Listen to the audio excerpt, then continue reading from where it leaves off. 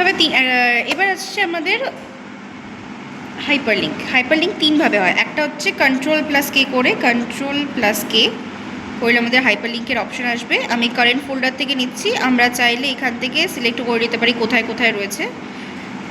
আমি এখন এইটা থেকে নিচ্ছি, নাহলে ডাউনলোড গ্যালারি অনেক অপশন থাকে। আমি এখান থেকে নিচ্ছি ক্লাস 2 এরটা, ধরো ক্লাস 10-2।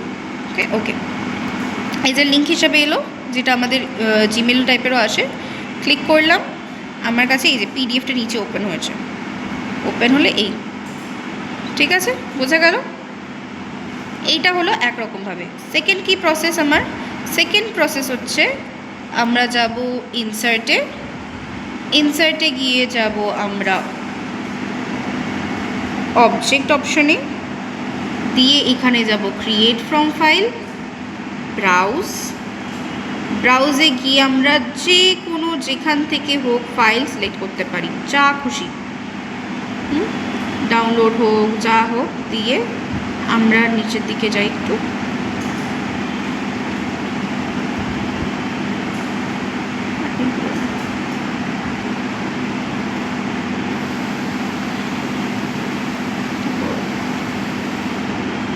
ধরো suppose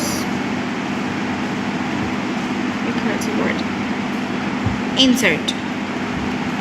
insert link to file, এটা ফাইল হবে, ফিল হয়ে রয়েছে ফাইল করে ওকে করলে ওটা যেটা রয়েছে সেটা এখানে অ্যাজ আ ফটো কপি হিসাবে পেস্ট হবে। এখানে ঘুরছে একটু, ওটা ঠিক হয়ে যাবে। দেখো কম্পিউটারটা একটু স্লো হয়ে গেছে, এই যে এখানে কিন্তু ওপেন হয়ে গেল, ঠিক আছে।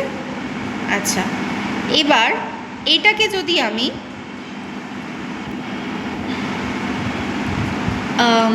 অন্যভাবে করতে চাই, অন্যভাবে কীরকমভাবে, যদি আমি এটাকে অবজেক্টে নিয়ে যাব, আইকন হিসেবে প্রেজেন্ট করতে চাই, same create from file,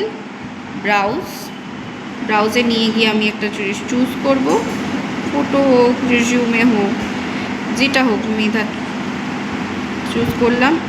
insert করব যখন, আমি করতে চাই ডিসপ্লে অ্যাজ আইকন, দিয়ে ওকে এলো আইকন হিসেবে। এটা যখন আমি ক্লিক করব তো হয়ে গেল,